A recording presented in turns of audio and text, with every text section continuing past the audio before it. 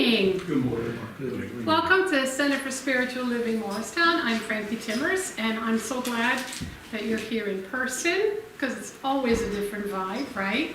And I'm so glad that those of you that are online are joining us either today or any time tomorrow or in the future, because we now know that these things live forever. And so we celebrate another Sunday in February with our theme, Divine Discomfort. So my goal today is to make you uncomfortable, if you aren't yet, and how we can look at that from a spiritual perspective, because we learn that that's just a growing edge. That's just where we're learning and growing, right? And so today we're still continuing the theme for February, which fits into the theme for 2024, which is a grand rising. A grand rising. And we have John Heron with us today, licensed practitioner in Princeton, who's going to allow you to experience, or welcome you to experience, a guided meditation and a little bit of joy, right? So, we invite anyone and everyone to explore our website, where there are lots of things that are happening at our center.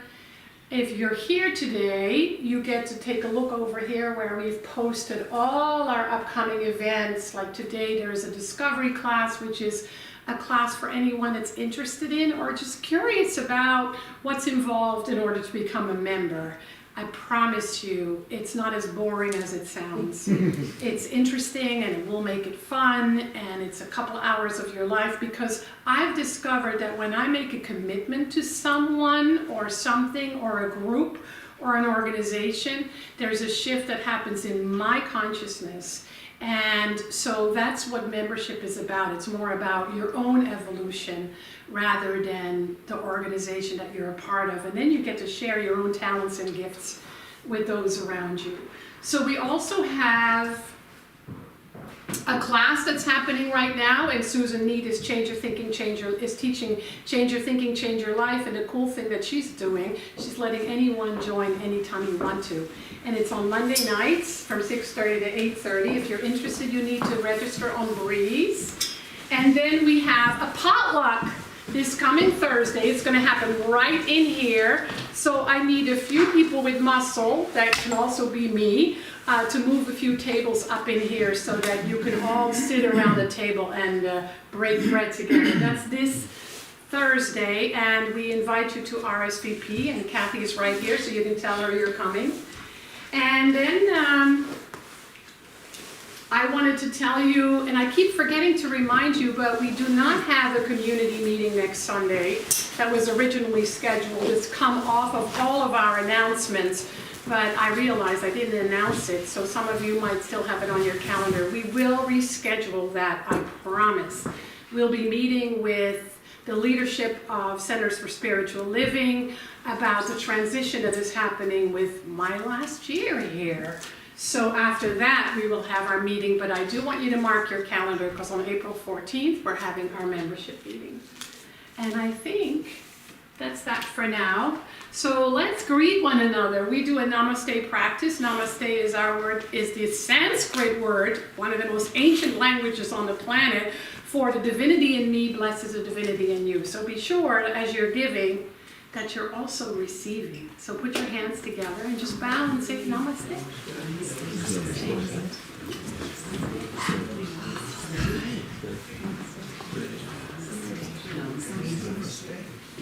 And let's treat our word for affirmative prayer.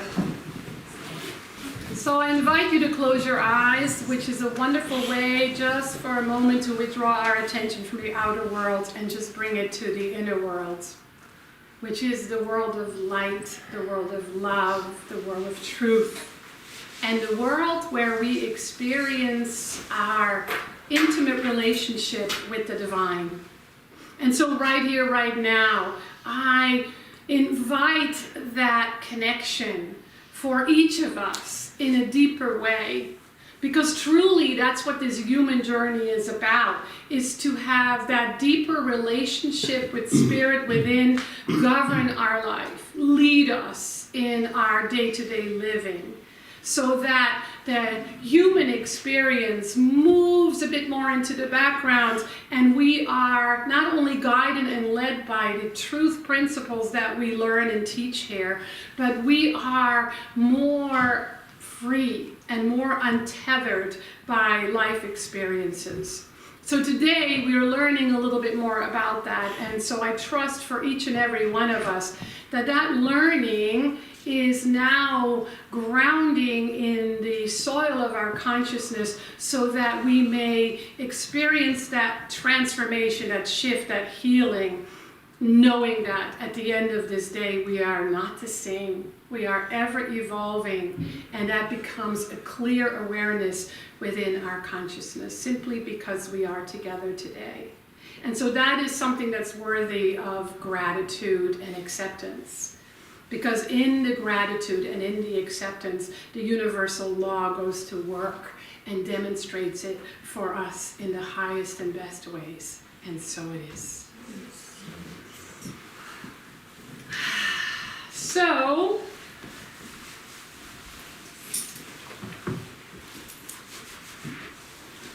I grew up in a Catholic tradition in the Netherlands, and there was much about that I loved. I loved the ritual. I loved the smell of frankincense and myrrh. I loved the stained glass windows. And then there were a few things that I didn't love so much, which is what made me leave. But what I've learned throughout my life is, if there's anything in my past that I'm still complaining about, I better heal it, because if I don't, it's a block now, in the here and now. So I've made so much peace with the Catholic tradition that what's left over now is what I loved about it, and how it fed me and how it nourished me.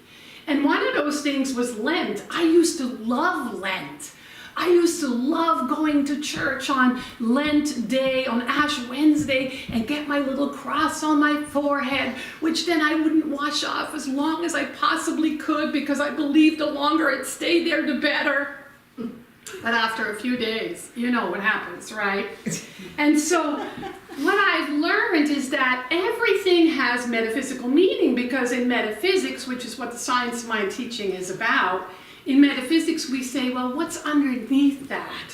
What's the deeper meaning that can serve us, so that we can take that and leave the rest? So we're not burdened by those things that we might still judge or feel hurt around. Because the whole idea of life is to outgrow that which doesn't serve us anymore. And so what I find about Lent so interesting, that I never really thought about as a kid, is that it shows up in many different religious and spiritual traditions.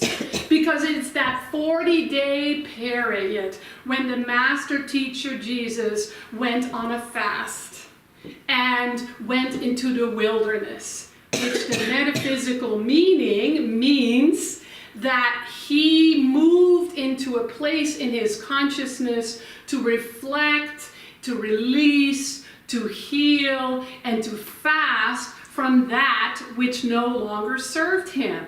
Now, I don't know what it is that you had to give up if you were raised in that tradition, but in our family it was like chocolate or coffee or sugar. What were some of the things that those of you that were raised in that tradition gave up or had to give up? Anybody?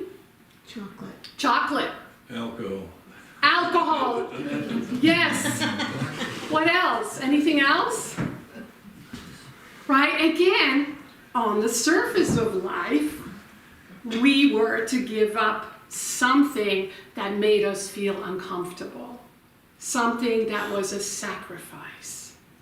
The beauty, when we look deeper even at the word sacrifice, is that sacrifice at its root means to make sacred. To make sacred.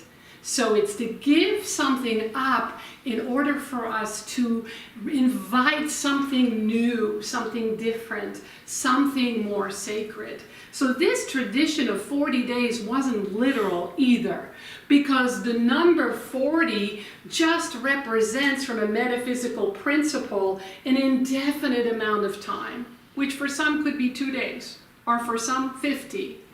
And this tradition shows up in other places, like in Islam and in the Sufi tradition. There's the 40-day retreats.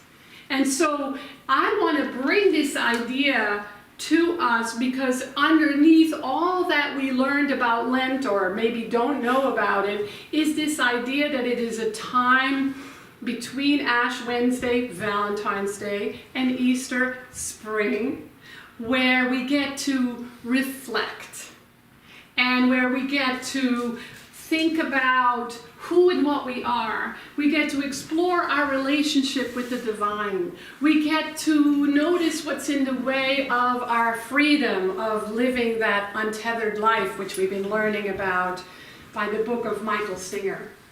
And so the deeper metaphysical meaning is to move deeper into service, into the spirit of generosity, into the idea of making life more sacred, so that we may hear the voice of truth, so that our connection with spirit may be more solid, more grounded, and more of a guide.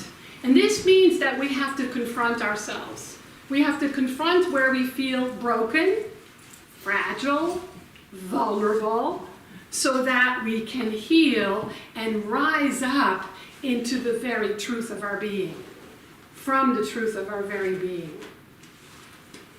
And so I invite you to kind of think about, when you're listening today, where is it I experience discomfort? Where am I struggling? Is there a theme? Is there a thread? You could say, what is my most common complaint or criticism of myself or others or life? What is that seems to be in the way of my greatest career, my deepest love, my most abundant life, my most peaceful existence? Those are important questions, because that which is in the way is in the way. And it will keep showing up until we heal it, right? And so some of that could be very minor, but some of it could be a little more intense. Maybe it's something that you've been struggling with all your life. Sometimes we look back at our life and we see the thread of challenge, the thread of pain, the thread of heartache, the thread of our brokenness. What's really important, if we're on a spiritual path, is that we work with that. We use that so we become free of it. I'm always a little bit shocked when I hear people having the same complaint about themselves, about others, or about life. Because the good news is that is your growing edge. So embrace it, use it, wrap your arms around it, love it, because what's on the other side is more wisdom, more clarity, more grace, more joy, more peace, more harmony, more abundance. And just remember that you are not alone. You're never alone. Not only are all of us in this human experience, but a gazillion people on the planet are right now doing the same thing as they move through their experience of Lent. Whether it's Christian or Islam or Sufi or Jewish, whatever it may be, there are these periods in all traditions. So the tendency when we're struggling, when we are having a challenge, is to not really think about it as our growing edge, as something to embrace. The tendency is to curse it, to complain about it, to worry about it, to have anxiety about it, to focus on it so much until you practically puke. Because I don't know about you, but when I've gone through periods in my life where I was so focused on the things that were wrong in my life, it was miserable and it made me sick, hence cancer. So the idea then is to embrace it and to love it, which then it can leave. If we're focused on it and complain about it and judge it, it can't leave. It has to stay because it's part of our spiritual evolution. And so last week I talked about Valentine's Day and how weirdly obsessed we are with Valentine's Day in our culture and making it about a tiny thing which has to do with romantic love, which is the smallest version of love, right, in a way. And so the invitation was to expand your idea of love and to have such a sexy relationship with Spirit that you feel so full and so loved and so loving that something is freed in you and you realize the idea of love is everywhere present all the time. And it is there to serve you and to heal you. And for you and I to embrace that more deeply, because we're living a life of love anyway. And so on New Year's Eve day, how many of you were present for the burning bowl ceremony? Yes, so I see about 10 hands go up. Of those 10, how many of you remember what you wrote on your piece of paper, what you wanted to release? Is when you make a commitment to release something, when you write it down and burn it, it's like everything that's related to it is in your face. So for example, if you wrote down that you want to feel more peace in your heart, I pretty much guarantee you that it didn't happen instantly. That there were moments in your life where you went, right? And so the whole idea is that once you make a commitment, that becomes your spiritual practice. You don't just say, well, I write it down and that's it, I'm done with it. No, that becomes part of your spiritual unfolding, and it's important to remember that and to carry that and realize that you might get tested. Maybe. I find that when I make a commitment to be more loving or to be more kind, the next minute I'm being tested. And so the idea is to be so present, to so trust the process, to so know that those experiences are not there to burden me or punish me, but they're there to awaken me to what I really believe and what I am really committed to. So love then, the kind of love we're talking about in metaphysical life or in spiritual life, is not about comfort. It's not about it's not about being positive. It's not about perfection. It's not about ease and grace. Because universal love will challenge each and every one of us to find out what it is that we really believe. Do we really believe there is the presence of divine love within us, loving us infinitely and unconditionally? Or do we move to that growing edge where we say, well, I'm not as loving as I thought I was or wanted to be, or I don't feel as loved as I should or would like to? And so those are exactly the growing edges, because it's not easy.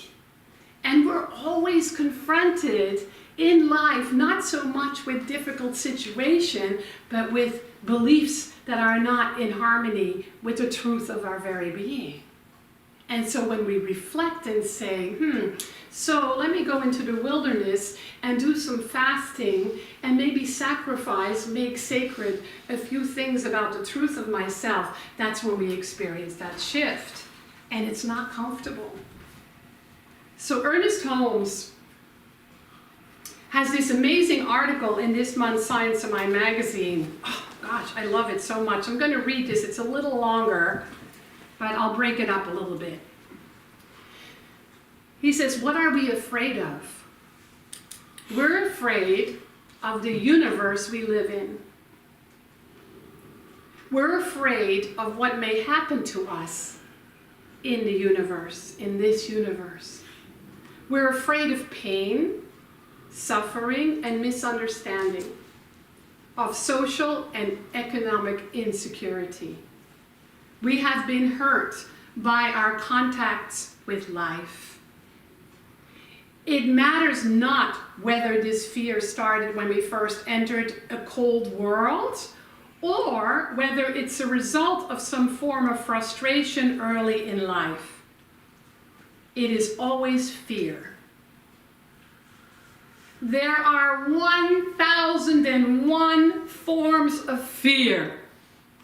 Fear may be old, new, or just beginning, but fear is always a feeling of some form of insecurity. Why not educate the mind into an understanding that the divine plan is perfect and that good must come at last, alike to all? This has been the power of all religions. They may have been crude, superstitious, and uncouth in many respects, but at least they have been effective. Regeneration, transmutation, and sublimation through faith have been a reality in the experience of countless millions throughout the ages. Nor has the human mind so far found any other power of sublimation that can equal faith and constructive spiritual program. Why not make use of the highest and best in the human experience? Why discard something that has proved effective wherever it has been used? Wow. This is an article on alcoholism, and it's just one small section of it. Most of the time, when we're at our growing edge, we don't realize we're at our growing edge because we're uncomfortable. And when we as human beings are uncomfortable, we do a few things. We freeze, and we stay that way for a long time. Just listen to people complain about the same thing, right? Or worry about the same thing, or be anxious about the same thing. We have flight, run to the next exit. Not literally. What's the other one? Fight. We fight with ourselves. We're bothered by so many things. We fight with each other. We fight about differences. Blah, blah, blah, blah, blah, blah, blah. All seemingly such a waste of time, right? And so it's freeze, fight, or flight. And there's a fourth one, which is a choice, which is to free ourselves, which means that we walk up to the edge and we jump. We surrender. We trust. We embrace the experience and realize it is there for us and for our good and for our evolution, never against us, because that's what the human mind wants to think. So maybe you don't fly, maybe you don't jump, but maybe you can lean in.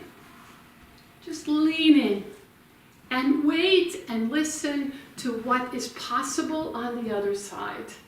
What's available for you to accept, for you and I to accept on the other side. The beauty is that you already know. You already know.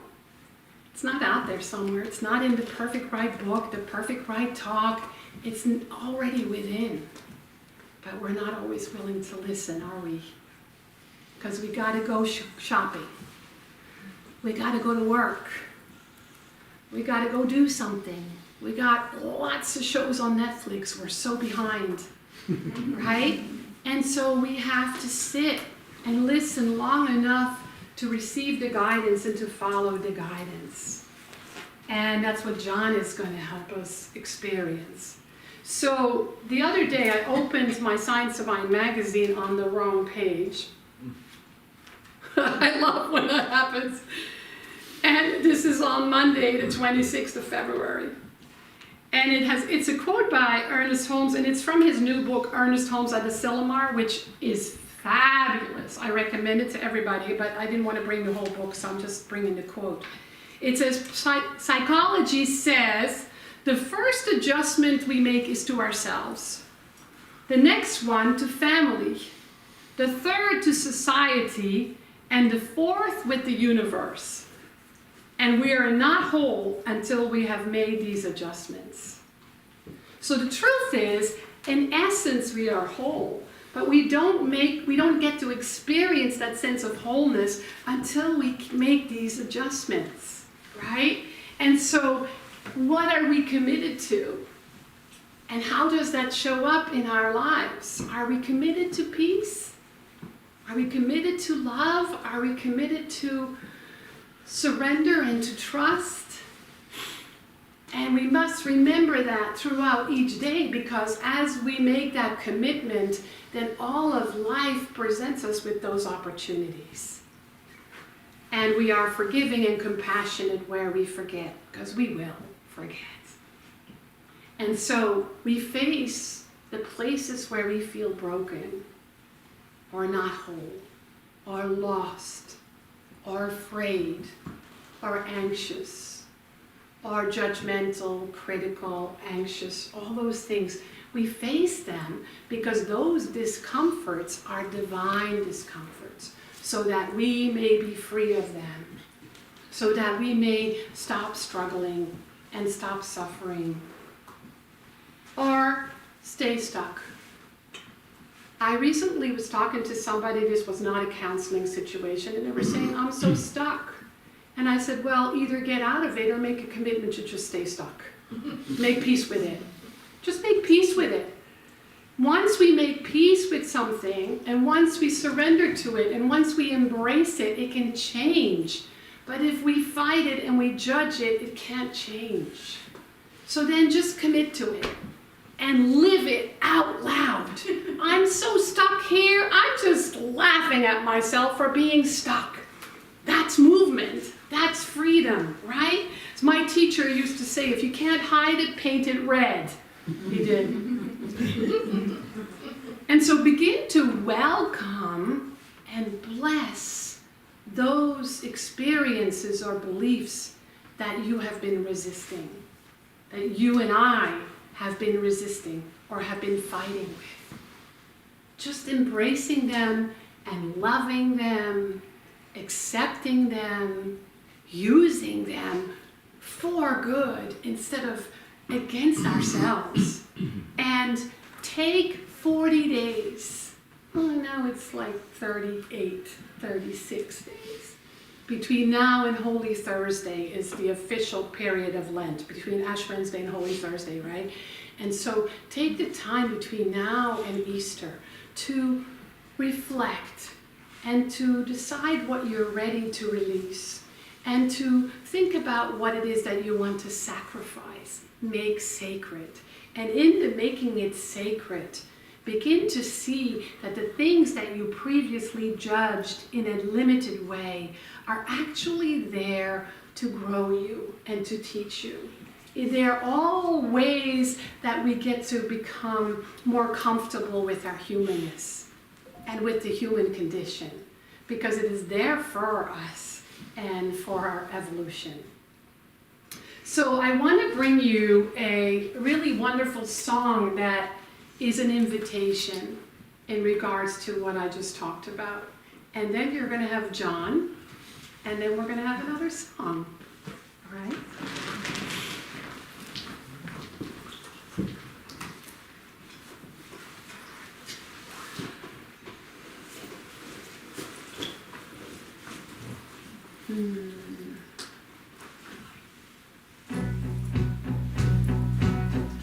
First your heart goes cold, then your stare goes low. The fire in your eyes, the burning desire left long ago. You've been living your life for everyone else. You've been holding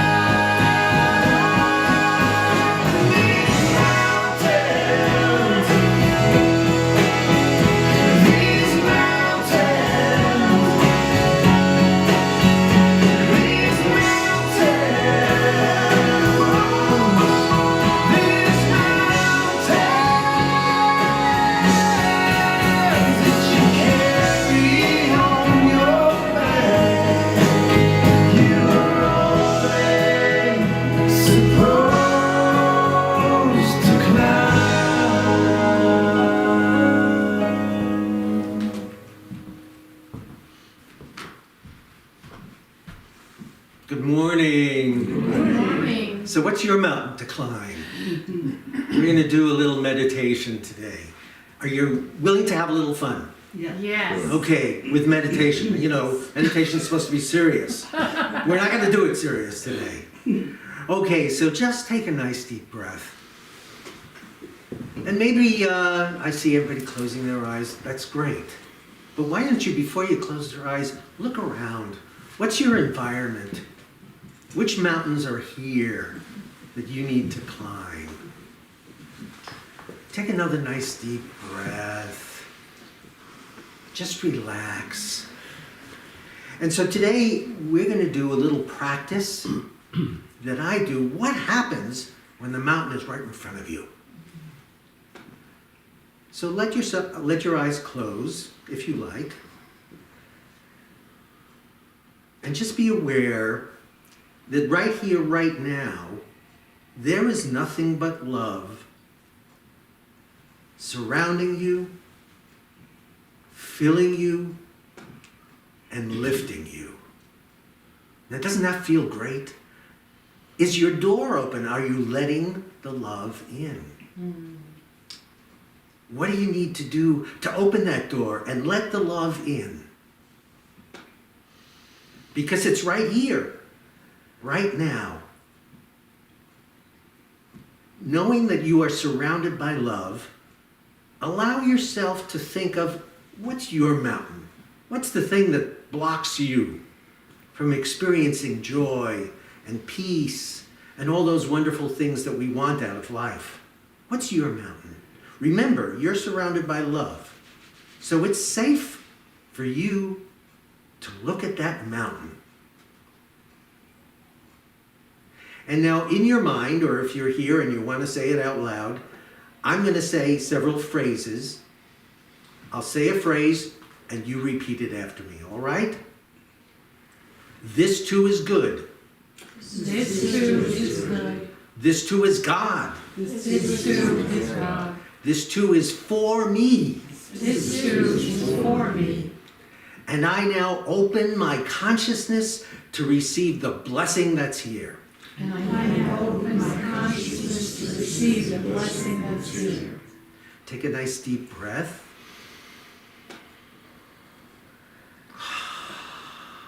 So now you can, in your mind, repeat this as I repeat it to you. So if that mountain is right in front of you and it's blocking you, what's the gift that's on the other side of that mountain for you? Remember, leave the door open, because that gift lives inside of you. And now is your time to open the door and let it in. So look right at the mountain and say to yourself, this too is good. This too is God. This too is for me. And I now open my consciousness, my heart and my mind to receive the blessing that I know is there. And now listen, because your door is open now. Spirit is coming in. What's it saying to you? What's the message that's there on the top of that mountain? Because the mountain, this is good, this is God, this is for you. And there's a blessing there. Maybe God has a message for you. And if you don't like the word God, maybe love has a message for you. Maybe peace has a message for you. What's the message? Listen with your ears. Listen with your mind. Listen with the deeper places inside. That mountain right in front of you, this too is good. This too is God. This too is for me. And I now fully open my consciousness to receive the blessing that I know is there. Take a nice deep breath. Is there a deeper listening that you can do? Is there a deeper place inside of you that wants you to open that door? Because now's your chance. Love surrounds you, fills you, protects you, and lifts you up, so you're safe. Open the door. Let that blessing in. Take a nice deep breath. Are you willing in your life to say that? When that challenge comes, I don't know what your challenge is. Maybe mine is, oh, I want to sleep in today, and the dog is barking and is demanding that I take him out now. Or maybe it's something more serious. Maybe I'm really depressed. Maybe there's a real challenge in my world.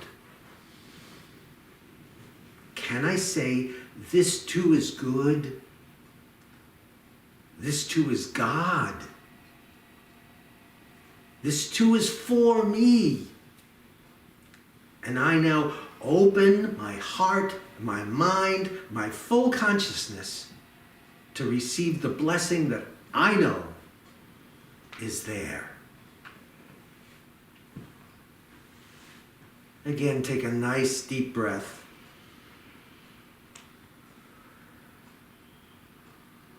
Listen within.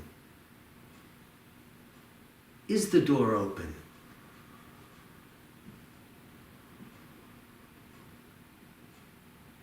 What's the message that's there for you? What's the blessing?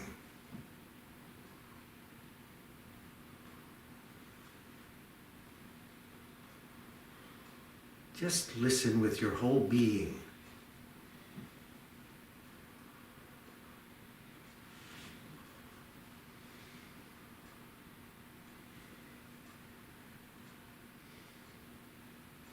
Because in that silence is infinite living blessing.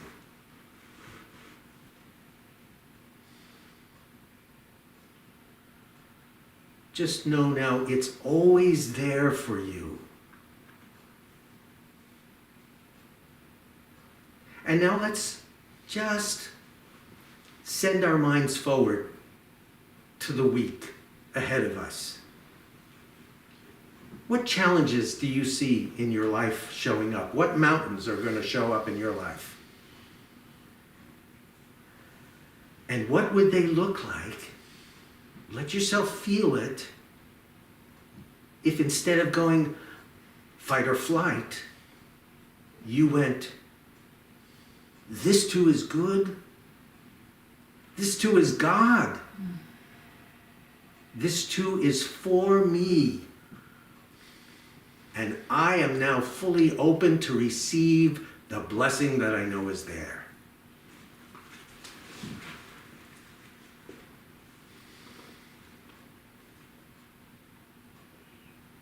Just listen. Keep the door open.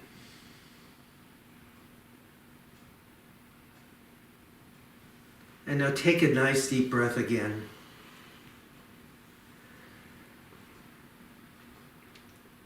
And before you open your eyes, just be aware that what's around you, in whatever room you're in, whether you're physically here with us or online, whatever you look at, this too is good. This too is God. This too is for me. And my door is open. I receive the blessing. So with that consciousness, allowing that to remain inside of you, open your eyes, look around. It's the same room you were in when you closed your eyes. But maybe you're different. Maybe the door is open now. And so I'll just let you know that what I do whenever life's unbelievable challenges show up, that's the first place I go. This too is good. This too is God. This too is for me. And I open the door. I know there's a blessing there. I listen to it and I let it in. This is a way of life. We can, as Reverend Frankie said, we can know that it's all a blessing. Now some music, right?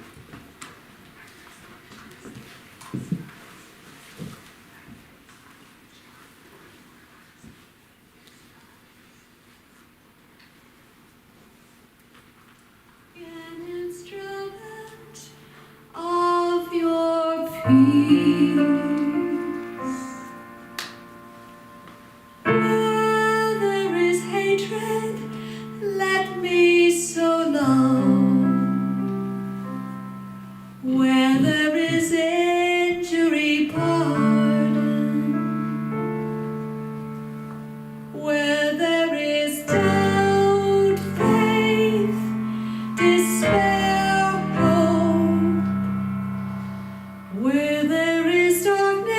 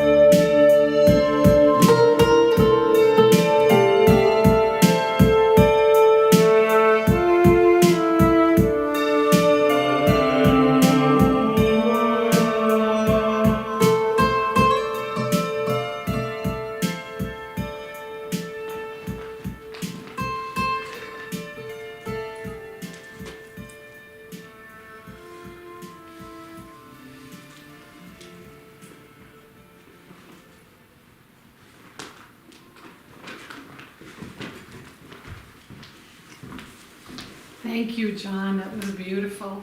That was Jennifer Russell's song, Self-Love, Prayer of St. Francis. And I played earlier is Bob Sima's song, These Mountains. I had this wonderful image where the door was open, but I was standing against the door with all my might, fighting for it to open. And I thought, isn't that interesting? Because I didn't even know in my mind what I was afraid of. So then I just decided to just let go, and there was this flood of love just coming out, and I didn't know where it was going to take me. So I just went, well, it can't be worse than forcing and fighting and holding the door closed. So I don't know where I ended up, but it was better than fighting that door, right?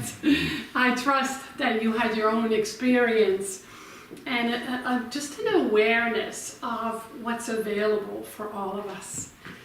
So John is doing Treatment Express afterwards, so if anybody wants a quickie treatment, this is your opportunity. Those of you that are new, we want to let you know that we're glad you're here, and you get to grab a free book off the shelf over there in the back. And we have a little bit of a social hour today, thanks to Christy, before we have our discovery class. The discovery class is it's a class with information about what it means to be a member, but it's also fun for anyone to attend because I talk about our spiritual practices, our history, the organization we're a part of, and all that good stuff. So come and join us. And yes, well, let's do our offertory. We're inviting you to support this community. It's never expected. It's always welcome. So there's many different ways that you can give. We can do Venmo, we have PayPal, the website, you can give cash, you can text to give. My personal favorite, and I'm passing around the basket with some envelopes. And then if you're not giving today, which is fine, just bless a basket and bless the abundance that our community gets to experience. So I'm going to do what Laurie always does, just create her own affirmation. So repeat after me. Today, I am grateful for my abundance. I'm grateful for my abundance. It's always enough. It's always enough. And this acceptance opens the door to even more good.